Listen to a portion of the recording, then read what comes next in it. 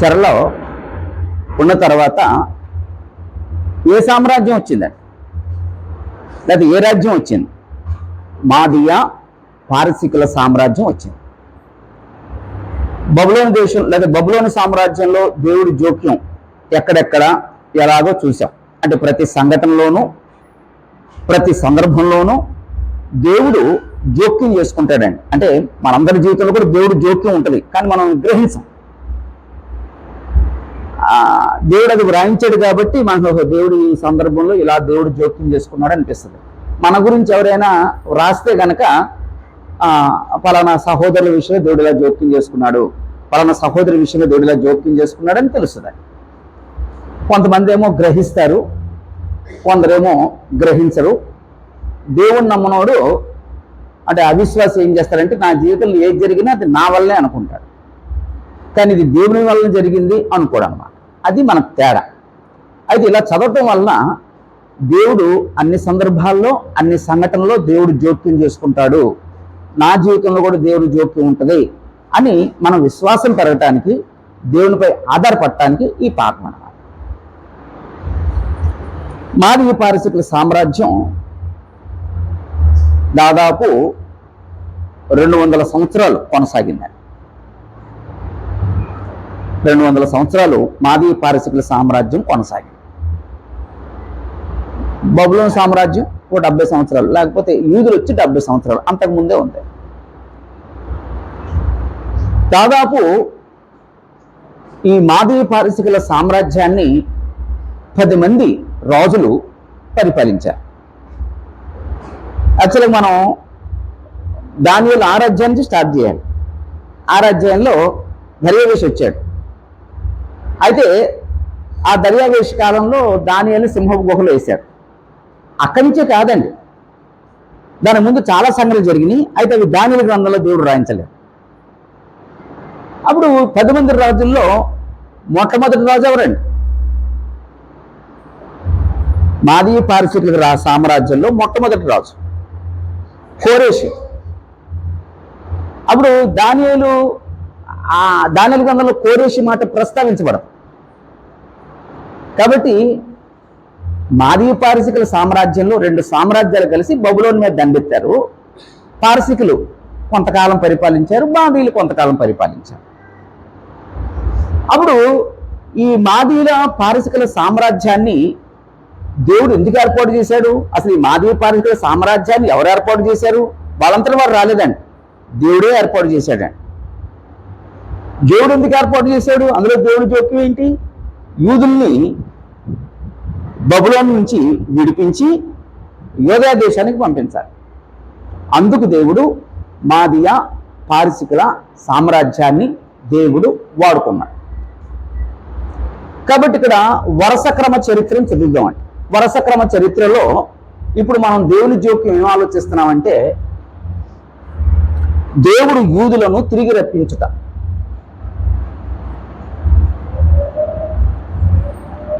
దేవుడు యూదులను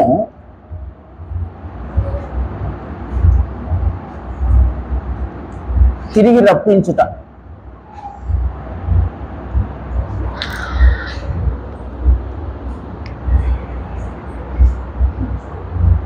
దేవుడు యూదుల్ని తిరిగి రప్పించాడు. పంపించింది ఎవరమ్మా?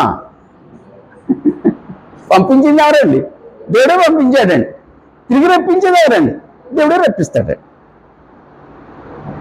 అంటే బైబిల్ చదివితే ఇలాంటి ఆశ్చర్యకరమైన సంఘటనలు ఉంటాయండి.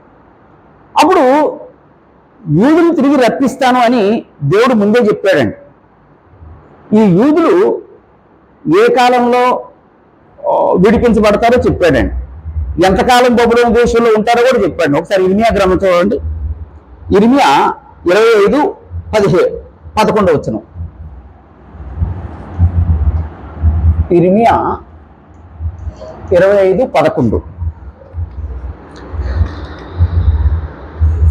ఈ దేశమంతయు పాడుగాను నిర్జనముగాను ఉండును. ఏ దేశం? యోధా దేశాన్ని నేను పాడు చేస్తాను. నిర్జనము. నిర్జనము అంటే ఎవరు ఉండరు అక్కడ. ఈ జనులు 70 సంవత్సరములు బబులోను రాజుకు దాసులుగా ఉందరు. ఎన్ని సంవత్సరాలు అటండి? 70 సంవత్సరాలు మీరు బబులోను దేశంలో మీరు చెరకు వెళ్ళిపోతారు, బానిసలుగా ఉంటారు. ఆ తర్వాత 29 అధ్యాయం 29:10 29:10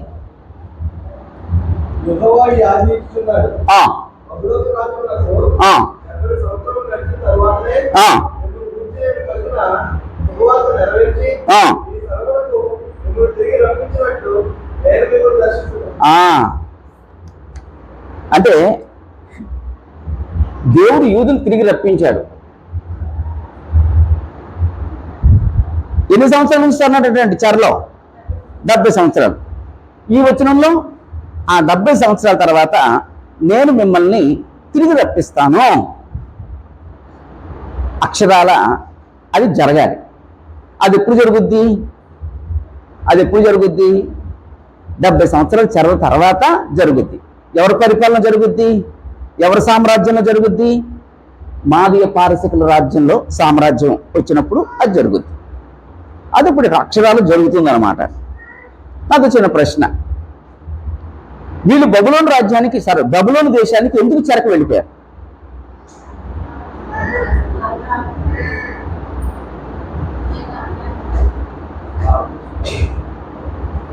అంటే పాపం అనే మాటని జనరల్గా వాడద్దు. ఇది పాపం అని చెప్పండి. విగ్రహారాధన. యూదులు చెరకు వెళ్ళిపోవటానికి గల కారణం ఏంటంటే విగ్రహారాధన చేశారు. యెహోవాను అనుసరించవలసిన వాళ్ళు, యెహోవాను మాత్రమే పూజించాల్సిన వాళ్ళు, యెహోవా దేవుని గురించి పూర్తిగా తెలిసిన వాళ్ళు యెహోవాను విడిచిపెట్టి ఇతర దేవతలను పూజించడం ప్రారంభించారు. అక్కడ ప్రారంభమైందండి పతనం. అప్పుడు 70 సంవత్సరాలు దేవుడు బబులోను దేశానికి పంపించేశాడండి. 70 సంవత్సరాల తర్వాత దేవుడు పీరియడ్ పెట్టాడు. 70 years అని పీరియడ్ పెట్టాడు. ఎందుకు పెట్టాడు 70 సంవత్సరాలు? ఆ 70కి ఏమైనా గుర్తుందా? లేకపోతే ఏంటంటే 70 సంవత్సరాలు ఎందుకు ఇచ్చాడు? దేవునికి మొరపెట్టాలి. అమ్మా అంటే ఇప్పుడు మారు మనసు పొందితే నేను తిరిగి రప్పిస్తానని దేవుడు ఎక్కడని చెప్పాడండి? ద్వితీయోపదేశకాండ 28వ అధ్యాయం చదివితే యెహోవా ఆజ్ఞను అనుసరించిన వాళ్ళు, అనుసరించే వాళ్ళకి అనుసరిస్తేనేమో దీవులు చెప్పాడు, అనుసరించకపోతే శాపాలు చెప్పాడండి. ఆ శాపంలో అదొక శాపం. ఒకవేళ నన్ను విడిచిపెట్టేస్తే మిమ్మల్ని అన్ని దేశానికి చెదరగొడతాను, అక్కడ మీరు మారు మనసు పొందితే తిరిగి రప్పిస్తాను. అంటే వీళ్ళు ఏం చేసి ఉంటారన్నమాట అండి? మారు మనసు పొంది ఉంటారండి. అంటే మారు మనసు పొందడానికి దేవుడు ఎంత టైం ఇచ్చాడు అనమాట అండి? 70 సంవత్సరాలు ఇచ్చాడు అనమాట.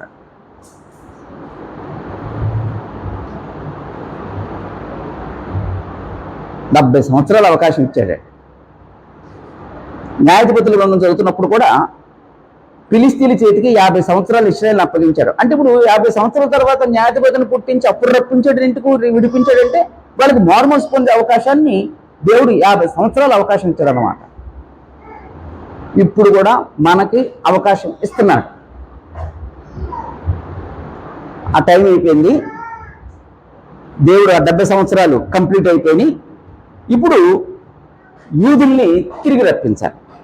ఈ యూదుల్ని తిరిగి రప్పించడానికి దేవుడు ఎవరిని వాడుకున్నాడో, ఎలా వాడుకున్నాడో ఆ సందర్భాలు చూద్దాం. అప్పుడు మాదీయ పారసికులు, యాక్చువల్గా పారసికులు చొరవతో మాదీలు ఏకమయ్యి బబులోను సామ్రాజ్యాన్ని నాశనం చేశారు. ఆ పారసికులు మొట్టమొదటి రాజు ఎవరంటే కోరేషు.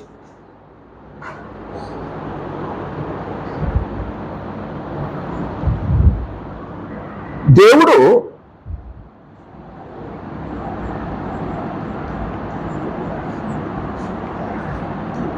కోరేషును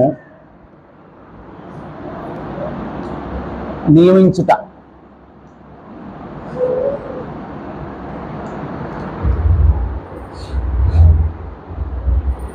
దేవుడు కోరేషుని నియమించాడు. అప్పుడు 44 అధ్యాయం యెషయా గ్రంథం 28 వచనం. 44:28.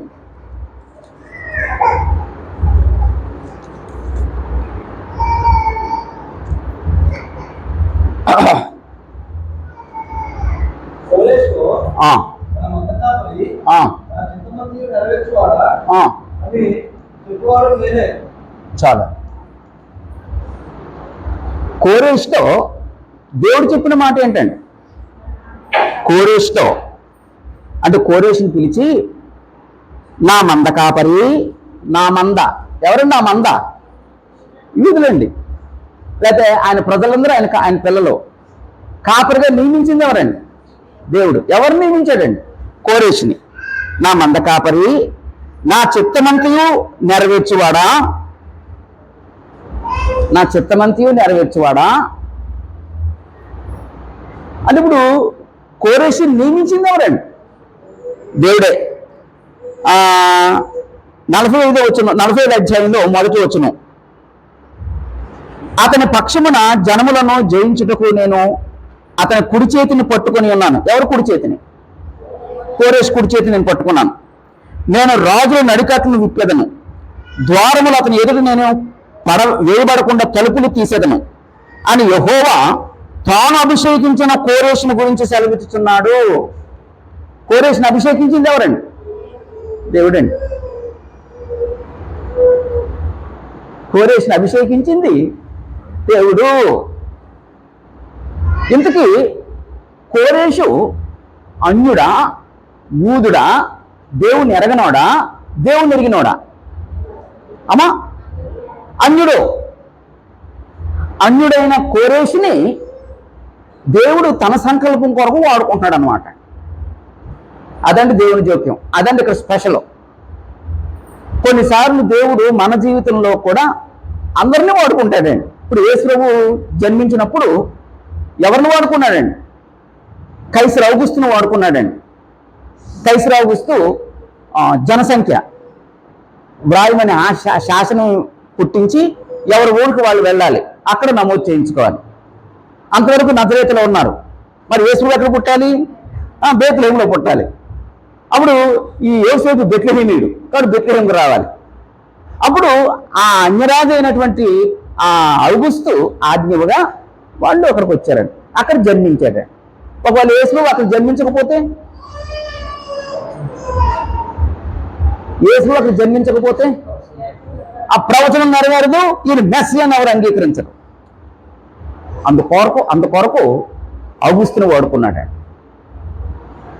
ఇక్కడ కూడా ఇశ్రాయేలు లేకపోతే యూదుల్ని ఆ బబులోను ప్రాంతం నుంచి విడిపించాలి. అందుకు దేవుడు ఎవరిని అభిషేకించాడటండి? ఎవరినటండి? ఆ కోరేషుని అభిషేకించాడటండి. నా మంద కాపరి, నా చిత్తము నెరవేర్చువాడా. అప్పుడు చిన్న స్పెషల్ ఉందండి ఇక్కడ. ఎవరైనా గమనించారండి? ఒక స్పెషల్ గమనించి ఉండరేమో. ఒక స్పెషల్ ఉందండి ఇక్కడ. ఏమన్నా సీనియర్స్ ఏమని చెప్తారేమో. అమ్మ బోన గారు, లేదా స్పెషల్ ఉందమ్మా?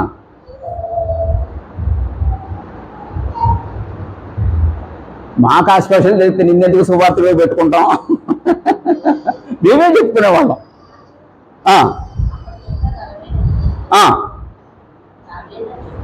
జరగలేం కానీ ముందే చెప్తున్నాడు. కొంచెం ముందుకు వచ్చేసావు, కొంచెం చెప్పేస్తే అయిపోద్ది అంతే. ఇప్పుడు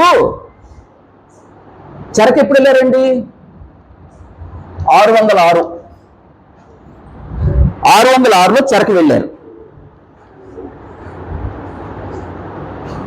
కోరేష్ ఎప్పుడు వెళ్ళాడండి వాళ్ళు విడిపించడానికి? 606లో చెరకు వెళ్ళారు. 536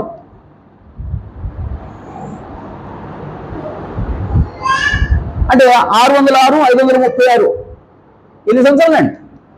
70 సంవత్సరాలు కంప్లీట్ అయిపోయింది. అంటే ఈ 536లోనేమో కోరేష్ వచ్చాడు.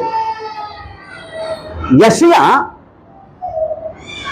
701 నుంచి 740 వరకు 701 నుంచి 740.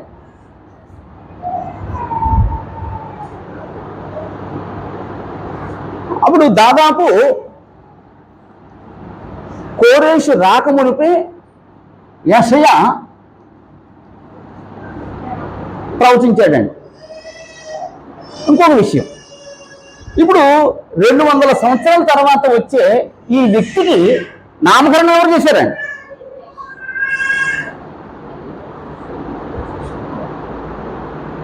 నామకరణం ఎవరు చేశారండి? కోరేష్ అని యెషయా తెలుసా?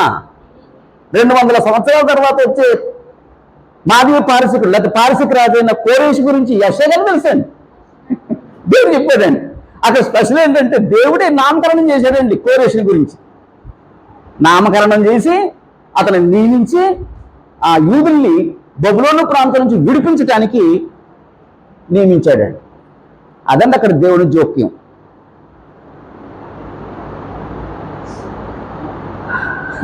అది చదివినప్పుడు భలే ఆనందం వేసిందండి. 200 సంవత్సరాల కిందకు ముందు ఇప్పుడు మనం ఎప్పుడు నామకరణం చేస్తామండి పిల్లలకి? పుట్టిన తర్వాత చేస్తారు. అయితే ముందే అనుకుంటారు. ఎప్పుడు? కడుపులో ఉన్నప్పుడు డిసైడ్ చేసుకుంటాం. అంటే ఆడపిల్ల అయితే ఈ పేరు పెడదాం, మగపిల్లడు అయితే ఈ పేరు పెడదాం, రెండింటినీ సెట్ చేసుకుంటామని. కానీ దేవుడు 200 సంవత్సరాల కిందకే ఆయన పేరు పెట్టేసాడండి, నామకరణం. అదండి అక్కడ దేవుని యొక్క గొప్పతనం. అక్కడనే దేవుని జోక్యం. ఆ తర్వాత ఇతను అభిషేకించి నియమించి ఈయన ద్వారా దేవుడు యూదుల్ని ఎలా తీసుకొచ్చాడో చూద్దాం. మొదటగా ఈ కోరేషు ద్వారా దేవుడు జరిగించిన ఏంటంటే, కోరేషు బబులోనీయులను జయించుట. అయితే దేవుడు కోరేషు ద్వారా బబులోనీయులను జయింపజేసెను.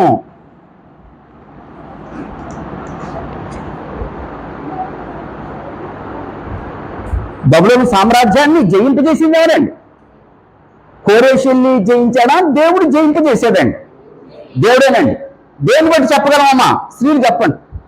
దేని బట్టి కోరేషు ద్వారా దేవుడు బబులోనుని జయించాడని చెప్పగలం?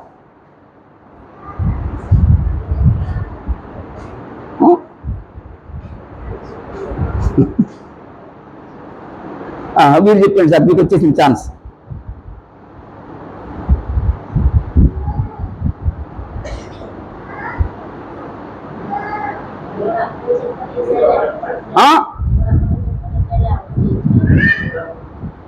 అమ్మా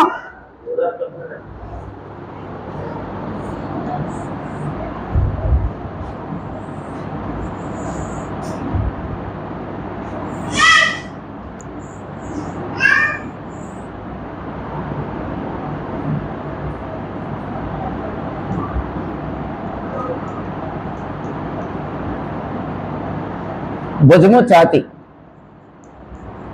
వెండి సామ్రాజ్యం ఏదండి? మాదీయ పారసికులు.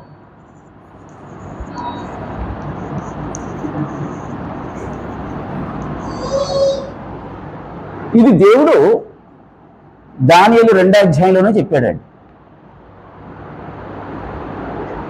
బబులోను సామ్రాజ్యం అంతమైపోద్ది, ఆ తర్వాత మాదీయ పారసికులు వస్తారు. అదండి. కనుక దేవుడు ఆ బబులోనీల్ని జయింపజేశాడండి. అంటే బబులోని చివరి రాజు ఎవరండి? బబులోని చివరి రాజు దర్యావేషు. బెల్షస్సర్. ఆ బెల్షస్సర్ విందు చేసినప్పుడు దేవుని చేవరాత వచ్చి నేనే మెయిన్ టేకలో పార్సన్ అన్నారు అన్నమాట. అప్పుడు నిన్ను త్రాసులో తోచగా నువ్వు తక్కువగా ఉండవు, నీ రాజ్యం మొదలు తొలగించబడుతుంది. ఆ రాత్రే దేవుడు బబులోనీల్ని వీళ్ళ చేతికి అప్పగించేశాడు, మాదీయ పారసికుల చేతికి అప్పగించాడు. కాబట్టి ఇక్కడ జయింపజేసింది ఎవరండి? దేవుడే అధికారాన్ని ఇస్తాడు, దేవుడే అపజయాన్ని ఇస్తాడు, దేవుడే విజయాన్ని ఇస్తాడండి అందరి జీవితాల్లో. ఎప్పుడైనా నేను ఈ విషయంలో సక్సెస్ అవ్వలేదంటే దానికి కారణం ఏంటండి? దేవుడు. సాతాను మీద తోయకండి.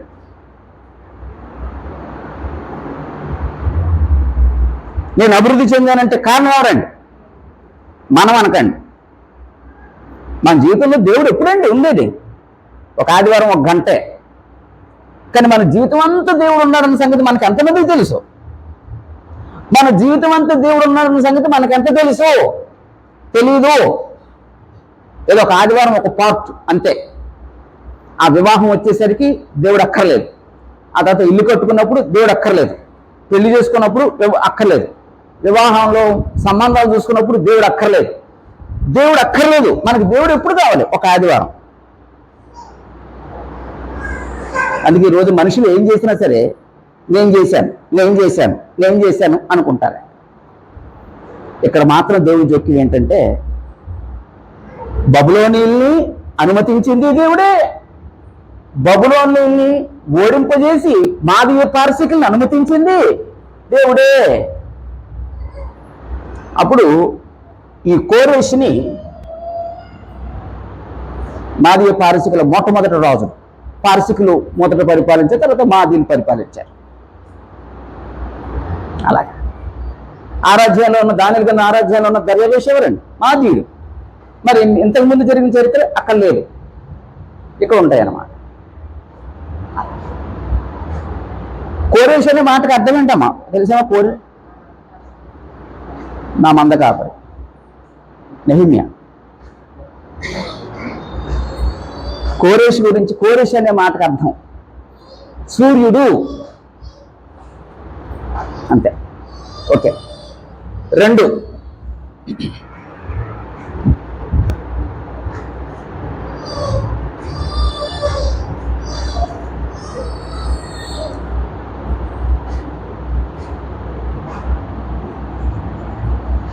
యూదులను తిరిగి పంపుటకు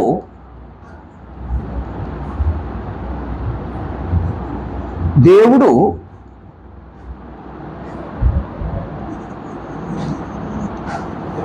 కోరేషు మనసును ప్రేరేపించుట.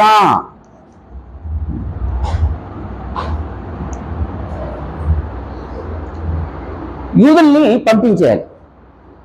ఎలా పంపుతాడు? కోరేషు? అప్పుడు అతని మనసుకి ఏదో ప్రేరణ జరగాలి. ఎవరు ప్రేరేపిస్తారు? దేవుడే ప్రేరేపిస్తాడండి. అందుకే ఒకసారి యెజ్రా గ్రంథంలో చూద్దామండి. యెజ్రా గ్రంథం 1వ అధ్యాయం 1వ వచనం. యెజ్రా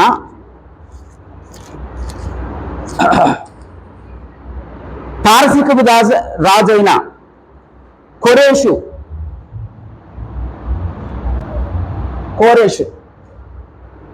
వెలుబడిలో మొదటి సంవత్సరం మందు ఇర్మియా ద్వారా పలకబడిన తన వాక్యము నెరవేర్చుటకై యెహోవా పారసీక దేశ రాజైన కోరేషు మనసును ప్రేరేపింపగా దేవుడు తన రాజ్యమంతటా అతడు తన రాజ్యమంతటా చాటింపు వేయించి వ్రాత మూలముగా ఇట్లు ప్రకటన చేయించెను. అంటే యూదులను తిరిగి పంపించడానికి దేవుడు ఎవరి మనసును ప్రేరేపించాడండి? కోరేషు మనసును ప్రేరేపించాడండి. అంటే అక్కడ సబ్జెక్ట్ ఏంటంటే, ఒకవేళ మన జీవితంలో ఏ ప్రేరణ జరిగినా ఆ ప్రేరణ ప్రేరేపించడం కూడా దేవుడే ప్రేరేపిస్తాడండి. హృదయంలో ఆలోచన పుట్టిస్తాడండి, ఆ ప్రేరణ కలగజేస్తాడండి. ఇక్కడ కూడా కోరేషు భక్తిపరుడని కాదు, అతను అన్యుడే. కానీ ఈ కోరేషు యూదుల్ని తిరిగి పంపించడానికి దేవుడు కోరేషును వాడుకోవాలి.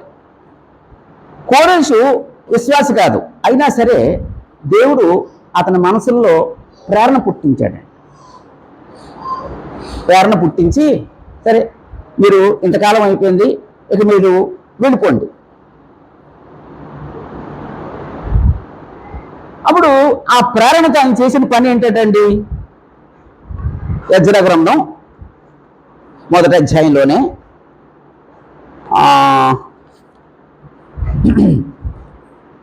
2వ వచనం,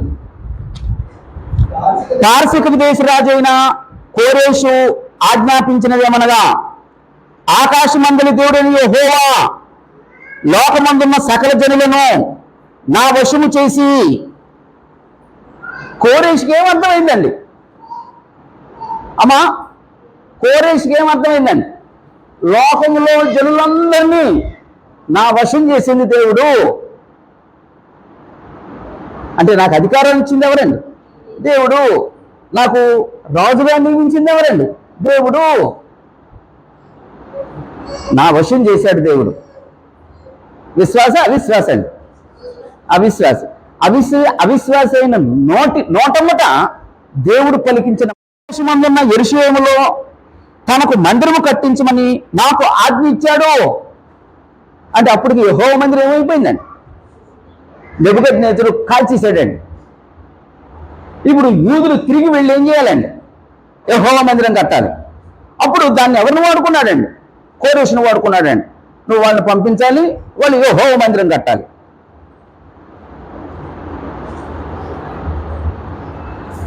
కాబట్టి అక్కడ కోరేషు అన్న మాట ఏంటంటే, నాకు ఆజ్ఞాపించాడు దేవుడు, జనములందరూ నా వశం చేశాడు దేవుడు, నా చేత ఈ పని జరిగించమని నన్ను నియమించాడు.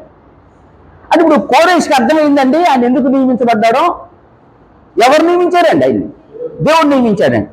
ఎందుకు నియమించాడండి? ఎవరు మాట్లాడలేదు. ఝాన్సీ గారు, కోరేషుని ఎందుకు నియమించాడు దేవుడు? యూదుల్ని తిరిగి పంపాలి, 2 యెహోవా మందిరం కట్టాలి. తాను ఎందుకు నియమించబడ్డాడో కోరేషుకి అర్థమైందండి. దేవుడు మనల్ని ఎందుకు నియమించాడో మనకు అర్థమవుతుందా?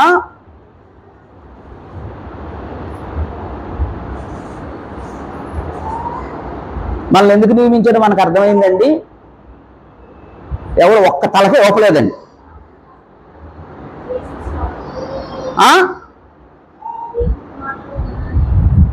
అది జనరల్, స్పెసిఫిక్గా కావాలి. నేను ఎందుకు నియమించాడు? ఈరోజు మనకు అది అర్థమైతే నేను ఎందుకు నియమించబడ్డానో అది గుర్తెరిగి అందులో మనిషి కొనసాగుతాడు.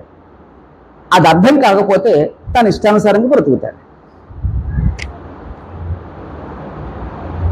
ఈరోజు దేవుడు అంటే వేళాకోళం అయిపోయింది. దేవుడు అంటే మన జీవితంలో ఒక ఆట బొమ్మ అయిపోయింది. ఆదివారానికి పరిమితమైన దేవుడు అండి. అదని నాకు టైం ఉంటే. కోరేషుకి అర్థమైందండి, నన్ను నియమించింది దేవుడు, నన్ను అభిషేకించింది దేవుడు. ఆయన పని ఏంటంటే యూదులు తిరిగి పంపించాలి, యెహోవా మందిరం కట్టించాలి, అంతే. అక్షరాలు అది చేసేదండి. అంటే ఇప్పుడు వచ్చిన సంగతి చెప్తాను, మీరే చెప్తారు. అమ్మ, యూదులకి బబులోనీయులు ఫేవర్గా ఉన్నారా, అన్ఫేవర్గా ఉన్నారా? అంటే యూదులకి వ్యతిరేకంగా ఉన్నారా, అనుకూలంగా ఉన్నారా? బబులోనీయులు యూదులకి అనుకూలంగా ఉన్నారా, వ్యతిరేకంగా ఉన్నారా? అమ్మా రైట్. పారసీకులు వ్యతిరేకంగా ఉన్నారా, అనుకూలంగా ఉన్నారా? వాళ్ళేమో వ్యతిరేకులుగా ఉండడం ఏంటి, వీళ్ళు అనుకూలంగా ఉండడం ఏంటి? దీని వెనుక ఏమైనా దేవుడు జోక్యం ఉందమ్మా? ఎవరైనా మనల్ని వ్యతిరేకిస్తున్నారు, ఎవరైనా మనల్ని అభిమానిస్తున్నారు, దీని వెనక ఏమైనా దేవుడు ఉంటాడమ్మా?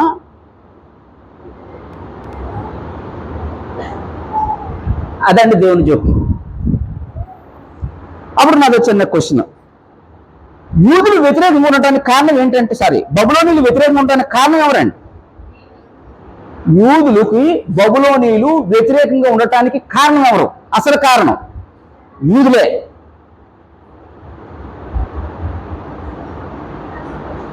అంతేనండి, యూదులే కారణం అండి. అందుచేత దేవుడు వారిని వ్యతిరేకులుగా నిలబెట్టాడండి. ఇక్కడ పారసీకుల్ని దేవుడు అనుకూలంగా ఉంచాడు. కారణం ఏంటండి? అంటే ఇది కొంచెం పెద్ద సంగతులేమో, మనం పట్టుకోలేము, అక్కర్లేదేమో. మన జీవితంలో కూడా కొంతమంది వ్యతిరేకులు అవుతారు, కొందరు అనుకూలంగా ఉంటారు. ఎందుకు దేవుడు అనుకూలంగా వంతులు ఉంచాడు, ఎందుకు వ్యతిరేకులుగా ఉంచాడు మనం ఆలోచించాలండి. ఆ వ్యతిరేకుల గురించి ఆలోచిస్తామండి మనం. అసలు వ్యతిరేకులకు ఎందుకు దేవుడు ఉంచాడు తెలుసామా? అంటే మీ అందరికీ తెలుసు, మీ అందరికీ వాక్య జ్ఞానం ఉంది. నేను చెప్పేది, వ్యతిరేకులను ఎందుకు ఉంచాడు తెలుసా? మన క్యారెక్టర్ని బయట పెడతాను, మన ఒరిజినాలిటీ బయట పెడతాను. ఇప్పుడు ఎవరో మిమ్మల్ని కదపకపోతే మీరు చాలా మంచివాళ్ళు, ఎవరో వచ్చి మిమ్మల్ని కదిపితే మీ ఒరిజినాలిటీ బయటపడుతుంది అన్నమాట. అంతేనండి. ఆ ఒరిజినాలిటీ చూపించడానికి దేవుడు వ్యతిరేకులను పుట్టిస్తాడు. నీ క్యారెక్టర్ని డెవలప్ చేయడానికి దేవుడు వ్యతిరేకులను పుట్టిస్తాడండి. నీకేదో నేర్పడానికి దేవుడు వ్యతిరేకులను పుట్టిస్తాడండి. ఇక్కడ కూడా అదేనండి. బబులోనీలేమో వ్యతిరేకులు, మాదీ పారసికులేమో యూదులకి అనుకూలమైన వాళ్ళు. అప్పుడు ఎప్పుడైతే ఎజ్రా గ్రంథం 1వ అధ్యాయం 1-2 వచనాలు, అప్పుడు ఈయన ఆజ్ఞాపించాడు,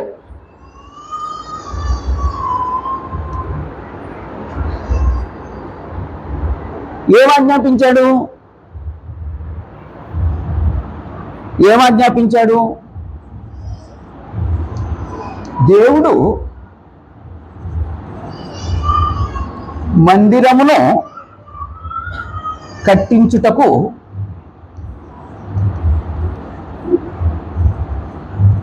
కోరేషు ద్వారా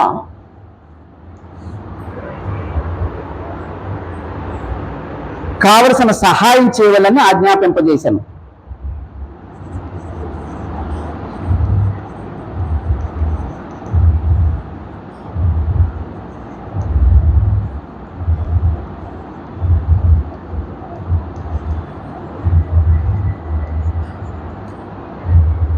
యెహోవా మందిరం కట్టాలి. మరి యెహోవా మందిరాన్ని కట్టడానికి ఏం కావాలమా? అబ్బా, యెహోవా మందిరం కట్టడానికి ఏం కావాలండి? బంగారం కావాలి, వెండి కావాలి, సామాగ్రి కావాలి, అవన్నీ కావాలి. అప్పుడు ఈ కావలసిన వస్తువుల్ని వాళ్ళకి ఇవ్వండి, సహాయం చేయండి అని కోరేషు ఆ ప్రాంతం ఉన్న వాళ్ళందరికీ ఆజ్ఞాపించాడండి. ఎవరు ఆజ్ఞాపింపజేశాడండి? దేవుడండి. సరే, కోరేషు ఆజ్ఞాపించాడు. కోరేషు ఆజ్ఞాపించిన తర్వాత ప్రజలు ఏం చేశారో చూద్దామండి ఒకసారి. ఎజ్రా గ్రంథం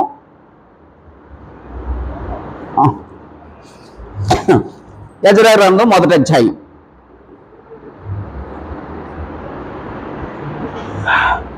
4-5 వచనాలు.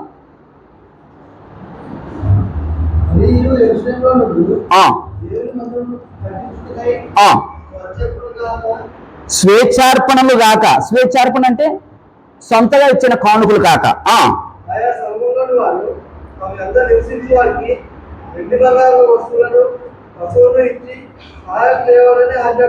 వెండి బంగారములను వస్తువులను, పశువులు కూడా ఇవ్వండి. పశువులు ఎందుకమ్మా? యెహోవా మందిరానికి పశువులు ఎందుకండి? ఆ బలి అర్పించడానికి, ఆ బలి అర్పించడానికి కూడా పశువులు మీరే ఇవ్వండి. అంటే ఇప్పుడు వాళ్ళు వెళ్తారు, అక్కడ వెళ్ళిన తర్వాత వాళ్ళకి అక్కడ పశువులు ఉంటాయో లేవో తెలియవు. ఇక్కడ బాన్సలుగా వచ్చిన వాళ్ళు, వాళ్ళ దగ్గర పశువులు ఉంటాయి బలి ఇవ్వడానికి, ఆ పశువులు కూడా మీరు ఇచ్చి పంపించండి.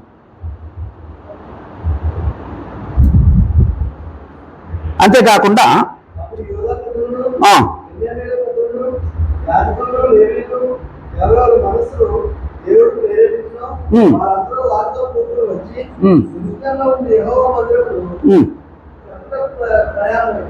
చాలు, అంటే 4-5 వచ్చినారు. ఈ రకంగా దేవుడు కోరేషు ద్వారా ఆజ్ఞాపింపజేశాడు. కోరేషు ఆజ్ఞాపించాడండి. అక్కడ దేవుని జ్యోతి ఉందామా? ఉందా లేదండి? ఉందండి. అప్పుడు వీళ్ళందరి పరిస్థితి ఏంటండి? 6వ వచనం లేదా 5-6 వచనాలు. అప్పుడు యోధా పెద్దలను, బెన్యామీను పెద్దలను, యాజకులను, లేవీయులను, ఎవరెవరి మనసులో దేవుడు ప్రేరేపించినో వారందరూ వారితో కూడి యెరూషలేములో యెహోవా మందిరమునకు అటులకు ప్రయాణమైరి. మరియు వారి చుట్టూలో వారందరూ స్వేచ్ఛగా అర్పించేవి కాక వెండి ఉపకరణములను, బంగారమును, పశువును, ప్రశస్తమైన వస్తువులను ఇచ్చి వారికి సహాయం చేసింది. చాలు. అంటే ఇక్కడ పాయింట్ రాసిన తర్వాత వివరిస్తాను.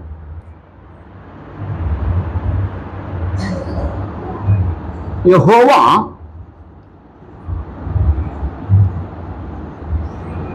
మందిరమునకు కావలసిన వస్తువులను ఇచ్చినట్లు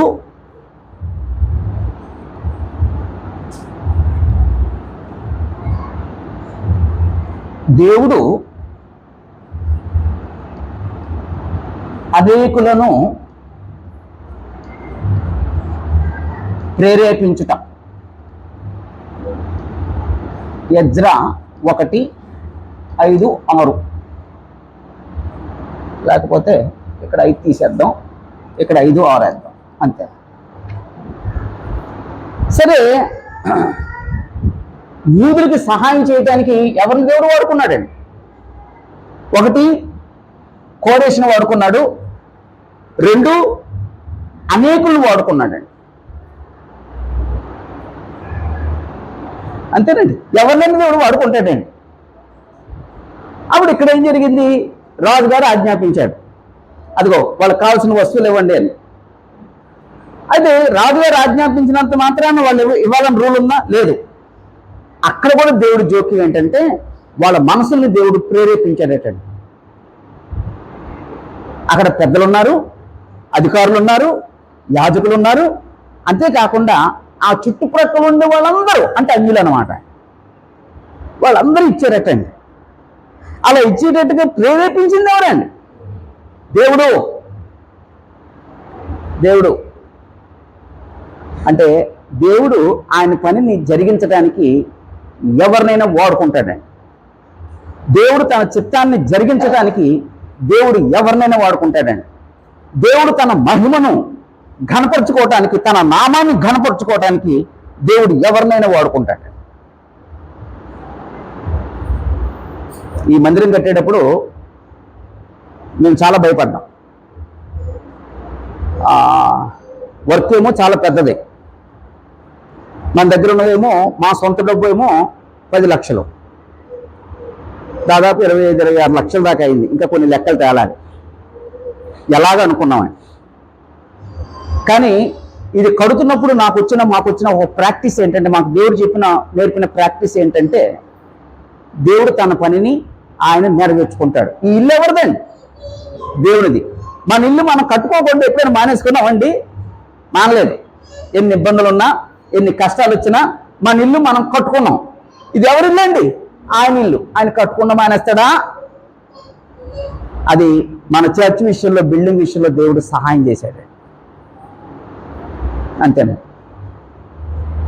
అప్పుడు ఇక్కడ వచ్చిన ఇంకొక విషయం అండి, ఇక్కడ ప్రేరణ అనే మాట వచ్చింది. ఇక్కడ దేవుని మందిరంకి ఇవ్వాలన్న ప్రేరణని ఎవరు పుట్టించారండి? దేవుడు పుట్టించాడండి. ఒకవేళ ఎప్పుడైనా మన జీవితంలో ప్రేరణ జరుగుతుంది అంటే, ఒకవేళ ఇవ్వాలి అన్న ప్రేరణ ఎవరు కలిగిస్తే వచ్చిందండి? అది దేవుడు కలిగిస్తే వచ్చింది. ఒకసారి మనకు ప్రేరణ పుట్టదు, ఇవ్వలేదు, అది ప్రేరణే. ఇవ్వకూడదు అనుకోవడం కూడా ప్రేరణే. అదెవరు పుట్టించారండి?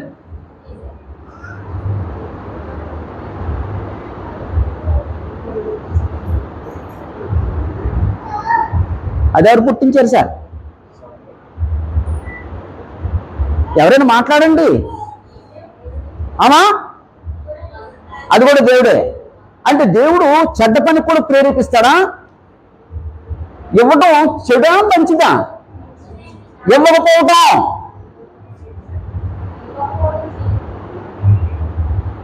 ఇక్కడ రెండు ఉన్నాయండి నా దగ్గర రీజన్స్. సహోదరు చెప్పినట్లుగా దేవుడే నిన్ను ఇవ్వకుండా చేశాడండి. ఎందుకు చేశాడు తెలుసండి?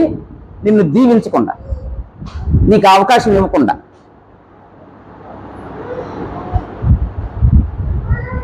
నువ్వు ఇస్తే దీవించబడతావు, కానీ నీ అవిధేయత వలన, నీ మనసును బట్టి, నీ క్యారెక్టర్ని బట్టి నువ్వు ఇవ్వకూడదు, నువ్వు దీవించబడకూడదు. నిన్ను ఇవ్వనివ్వడు, అంతే.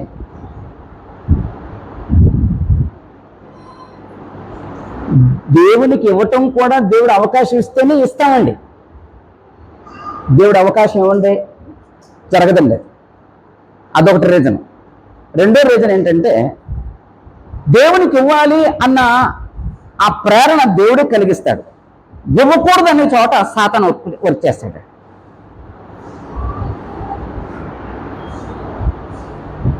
అంతేనండి. అప్పుడు మన హృదయాన్ని ఎవరు ప్రేరేపిస్తున్నారో మనం ఆలోచించవచ్చు. నేను దేవునికి ఇవ్వటానికి ప్రేరేపించబడుతుంటే అది దేని వల్ల జరుగుతుంది. నేను ఇవ్వకూడదు అని ఒకవేళ ప్రేమ జరుగుతుందంటే సాతాను వల్ల జరుగుతుంది. అంతేనండి. ఇక్కడ యెరూషలేములో యెహోవా మందిరం కట్టబడాలి అని అనేకులు ప్రేరేపించింది ఎవరండి? దేవుడండి. ఈరోజు నేను యెహోవా మందిరం కొరకు ప్రేరేపించబడితే నేను దేవుని చేత దీవించబడిన వాడిని. దేవుని కార్యానికి ప్రేరేపించబడిన వాడిని అయితే నేను దేవుని చేత దీవించబడిన వాడిని. అంతేనండి. నేను దేవుని కొరకు ఏదైనా చేయగలగాలన్న ప్రేరణ నాలో వచ్చిందంటే నేను దేవుని చేత దీవించబడిన వాడిని. ఇప్పుడు బతుకున్న వ్యక్తిని ప్రేరేపించగలమా, చచ్చిపోయిన వ్యక్తిని ప్రేరేపించగలమా? ఇప్పుడు శవం దగ్గరికి వెళ్ళి వరే వరే వరే వరే వరే వరే తాగరా, మాంసం ముక్కుంది రారే, అదేంటి ఇప్పుడు కొత్తగా పెట్టారు కేఎఫ్సీయా, కేఎఫ్సీలో ఏదో ఐటెం తెచ్చండి రా తినరా అంటే ప్రేరేపించబడతాడండి? ఎందుకనండి? అది శవం.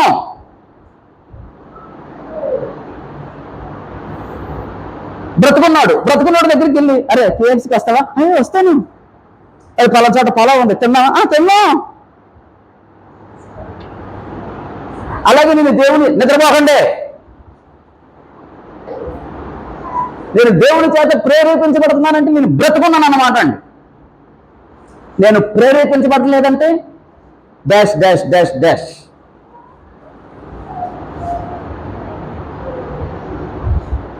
కాదండి, అలా కోపంగా చూస్తున్నారు.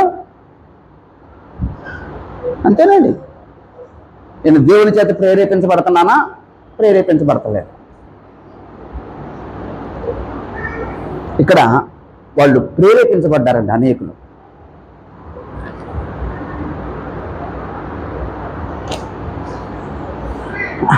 ఆ ప్రేరేపించబడిన వాళ్ళు ఏం చేశారటండి?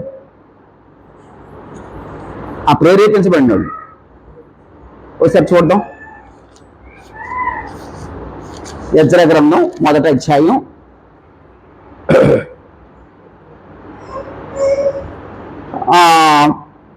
7వ వచనంలో ఒక నిమిషం.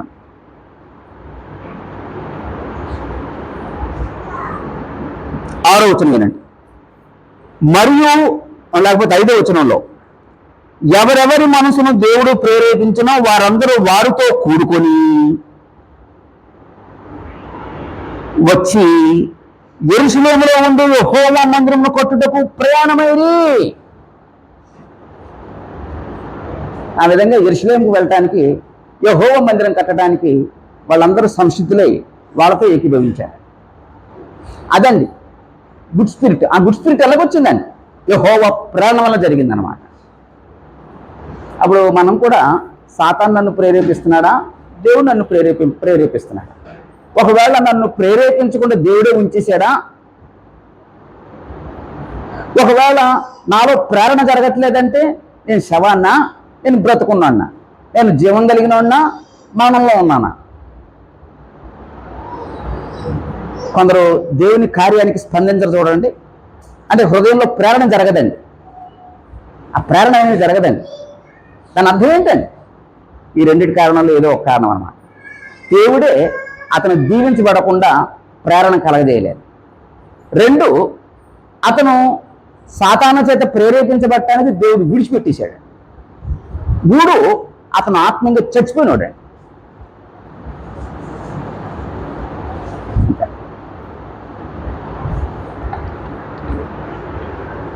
5,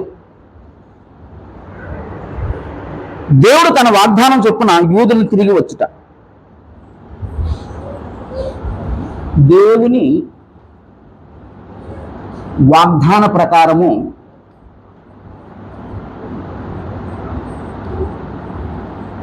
యూదులు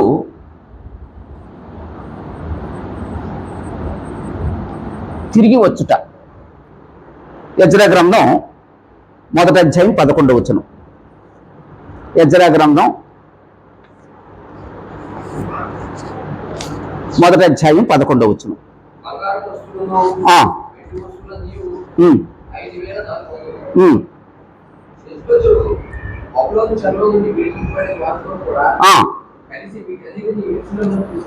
కాబట్టి ఈ యెహోవా మందిరం కట్టాలి. 2 పనులు జరిగింది. యూదులందరూ వచ్చారు. 2, యెహోవా మందిరానికి కావాల్సిన ఉపకరణాలన్నీ తెచ్చారటండి. బంగారు వస్తువులు తెచ్చారటండి. అవన్నీ ఎవరికి అప్పగించారటండి? ఎవరికటండి? షష్పెజ్జరు. శ్రీకాంత్ గారు, ఎవరండి షష్పెజ్జరు?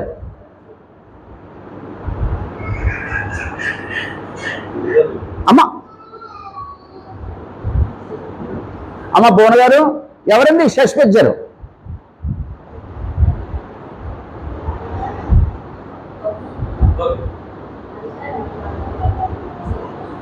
నాగేశ్వర గారు, ఎవరండి షష్పెజ్జరు?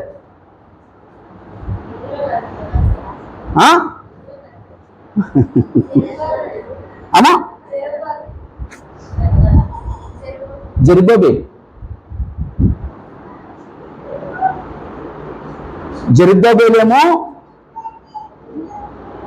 యూదా పేరు, షష్పెజ్జరేమో బబులోను ప్రాంతం పేరు. బబులోన్లో ఉన్నారు కాబట్టి వీళ్ళు ఆ ప్రాంతాన్ని బట్టి వాళ్ళకి షష్పెజ్జర్ అని పేరు పెట్టారు. అసలు పేరు ఏంటంటే తన పేరు జెరుబ్బాబెలు.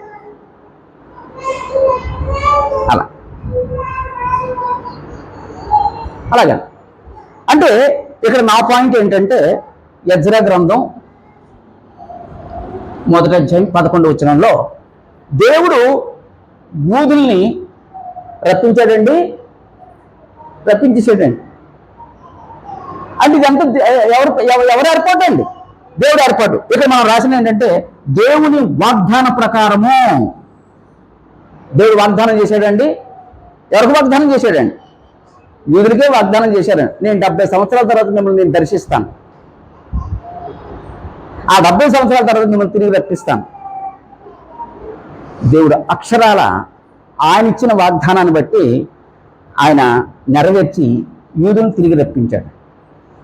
అందుకే దేవుడి గురించి ఒక మాట ఉంటుందండి, వాగ్దానం చేసిన వాడు నమ్మదగిన వాడు. దేవుడు వాగ్దానం చేస్తే అది నెరవేరాల్సిందే. దేవుడు ఎక్కడైనా వాగ్దానం చేసి నెరవేర్చిన విషయాలు ఏమైనా ఉన్నాయమ్మా? బైబిల్ అంతా వాగ్దానమేనండి. ఆ వాగ్దానాన్ని వాగ్దానం చేస్తాడు, నెరవేరుస్తాడు. వాగ్దానం చేస్తాడు, నెరవేరుస్తాడు. వాగ్దానం చేస్తాడు, నెరవేరుస్తాడు. అయితే ఇంకొక వాగ్దానం నెరవేరాలి. యేసు 2వ రాకడ గురించి. యేసు 2వ రాకడ గురించి వాగ్దానం చేయబడింది, కానీ ఇంకా నెరవేరలేదు, ఇంకా రాబోతుంది.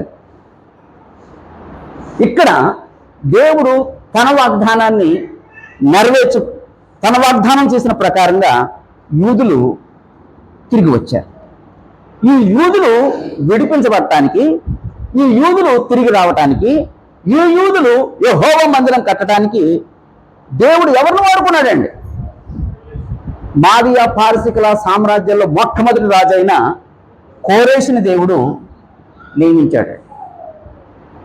ఈ కోరేషుని గురించి దేవుడు 200 సంవత్సరాల పూర్వమే యెషయా ద్వారా ప్రవచింపజేశాడండి. 200 సంవత్సరాలు పూర్వమే.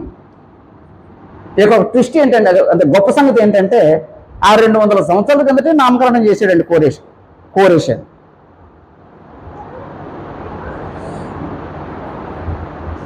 యూదులు తిరిగి వచ్చేసరికి యెషయా ప్రవచన కాలానికి ఎంత అనమాట 200 years, 200 సంవత్సరాల కిందట యెషయా ప్రవచించాడు అనమాట అండి కోరేష్ గురించి. యెషయాకి ఎలా తెలుసు కోరేషు ఇంకా పుట్టనూ లేదు, దేవుడే పేరు పెట్టేశాడు, నామకరణం చేశాడు. అప్పుడు ఈ కోరేషుని దేవుడు నియమించాడు. నేను అభిషేకించాను నా మందకాపరి. అప్పుడు దేవుడు ఇతని పరిపాలనలో బబులోనుని జయింపజేశాడు. అప్పుడు యూదులు తిరిగి పంపుటకు దేవుడు కోరేషు మనసును ప్రేరేపించాడు. అప్పుడు విడుదల చేశారు. అప్పుడు వీళ్ళు యెహోవా మందిరం కట్టాలి. అప్పుడు ఆ మందిరం కట్టించడానికి దేవుడు కోరేషు ద్వారా చేయవలసిన సహాయం అంతకు చేయించాడు. అధికారులను వాడుకున్నాడు యెహోవా మందిరం కొరకు. అలా ఆ తర్వాత అనౌన్స్మెంట్ చేసిన తర్వాత దేవుడు అనేకులు యెహోవా మందిరానికి ఇవ్వటానికి వారు ప్రేరేపించబడేటట్లుగా దేవుడు చేశాడండి. ప్రేరేపించబడ్డారండి. ఎక్కడో యెహోవా మందిరానికి కావలసిన వస్తువుల గురించి ప్రేరేపించబడిన వారు వెళ్ళి అన్నీ తీసుకొస్తే ఎక్కువైపోయినాయటండి. ఎక్కువైపోతే అనౌన్స్మెంట్ చేశారటండి. ఎక్కడ ఎప్పుడో అమ్మా సాక్షిపు గుడార నిర్మాణంలో. సాక్షి గుడార నిర్మాణంలో వాళ్ళు అనేక మంది వారి మనసులో ప్రేరేపించబడిన వాళ్ళు తీసుకొచ్చారటండి. ఎక్కువైపోయినట్టండి. అప్పుడు తర్వాత అనౌన్స్మెంట్ చేయించాడటండి, అయ్యా మీరు తెచ్చినవి ఎక్కువైపోయింది, ఎక్కువ తేవద్దు అని.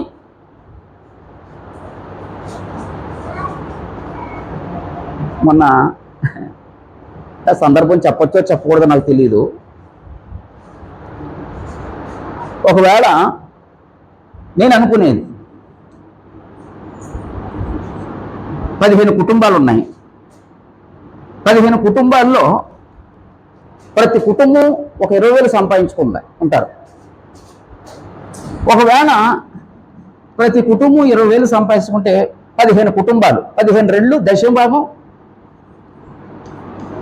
30,000 రూపాయలు.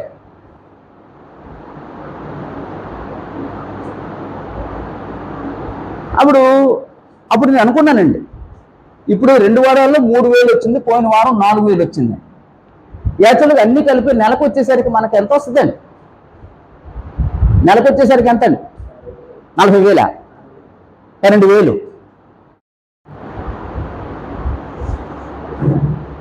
ఒకవేళ నెలకు 12,000 వచ్చినప్పుడు మనం చర్చ్ మెయింటెనెన్స్ ఏం చేస్తాం, సువార్తుడికి ఏమి ఇస్తాం, దాని గురించి ఎవరూ ఆలోచించమండి.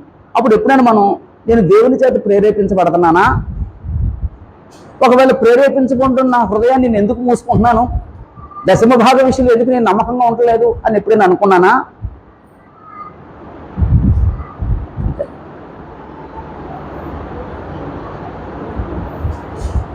ఏమో. అప్పుడు ఇక్కడ అనేకులు దేవుడు ప్రేరేపించాడు, వాళ్ళందరూ ఇచ్చారండి. అప్పుడు వాళ్ళందరూ బయలుదేరారటండి. అప్పుడు షష్పెజ్జరు అనే అంటే జెరుబ్బాబెలుకి అవన్నీ ఇచ్చి, ఇక్కడ తూకం వేయించి, మళ్ళీ అక్కడికి వెళ్ళాక తూకం వేయించి అవన్నీ యెహోవా మందిరం కొరకు సిద్ధపరిచారు. ఇలాగా యూదులు తిరిగి రప్పించటంలో దేవుడు జోక్యం కనబడిందమా? ఎవరిని వాడుకున్నాడు దేవుడు? అన్యరాజుని దేవుడు వాడుకున్నాడు. ఎవరిని వాడుకున్నాడు అంటే దేవుని మందిరానికి కావలసిన వాటి గురించి అనేకుల్ని ప్రేరేపించాడు. యూదుల్ని బబులోను నుంచి విడిపించడానికి ఒక సామ్రాజ్యాన్ని దేవుడు వాడుకున్నాడండి. కాబట్టి ఇక్కడ దేవుని జోక్యంలో ఆయన ఎంతటి శక్తిమంతుడో మనకు అర్థమవుతుంది. ఆయన మహిమపరచబట్టడానికి దేవుడు ఎంతటి కార్యాన్నైనా చేయగలడు అనేది మనకు అర్థమవుతుంది. దేవుడు శక్తి సంపన్నుడండి. అలాగండి ఆ రీతిగా కోరేష్ టైంలో వాళ్ళు రావటం, యెహోవా మందిరం కట్టనారంభించటం, అలా తిరిగి వచ్చారు. ఇప్పుడు ఇంకేం జరగాలండి? యెహోవా మందిరం కట్టాలండి. అది యెహోవా మందిరం కట్టినప్పుడు మందిరం ఆగిపోద్దండి, పని ఆగిపోద్దండి. అప్పుడు ఆ విషయంలో దేవుడు ఎవరిని వాడుకున్నాడు, ఎలా వాడుకున్నాడు అనేది జరుగుద్ది. అంటే ఇతను కొడుకు టైంలో ఆగిపోయిందండి. ఇతను కొడుకు ఎవరండి? కోరేష్ కొడుకు పేరు ఏంటండి? అది మనకు తెలియదు. కంబైసీన్, బైబిల్లో ఉండదు. కంబైసీన్. అతని టైంలో యెహోవా మందిరం అయిపోతుంది. మళ్ళా యెహోవా మందిరం కట్టాలి. అప్పుడు దేవుడు ఇంకెవరినో వాడుకుంటాడు, ఇంకెవరినో వాడుకుంటాడు. ఇలాగా మాదీయ పారసికుల రాజ్య కాలం అంతట్లో అసలు దేవుడు ఎక్కడెక్కడ జోక్యం చేసుకున్నాడు, ఎలా జోక్యం చేసుకున్నాడు, ఎవరిని దేవుడు వాడుకున్నాడో మనకు తెలుసు. సరే, ఈ స్టోరీ ఆలోచించిన తర్వాత ఈ స్టోరీలో మొదటి విషయం ఏంటంటే దేవుడు యూదులను తిరిగి రప్పించడంలో దేవుని జోక్యం. దేవుడు కోరెషును వాడుకున్నాడు. ఈ కథలో మన ఈ ఈ ఈ ఈ పాటలో మనకు అర్థమైంది ఏంటంటే, ఈ కథలో మనకు అర్థమైంది ఏంటంటే దేవుడు తన పని కొరకు ఎవరినైనా వాడుకుంటాడు. ఇంకేం అర్థమైందండి? నేను దేవుని చేత ప్రేరేపించబడుతున్నాను అంటే బ్రతుకున్నాను అని. నేను ప్రేరేపించబడతలేదంటే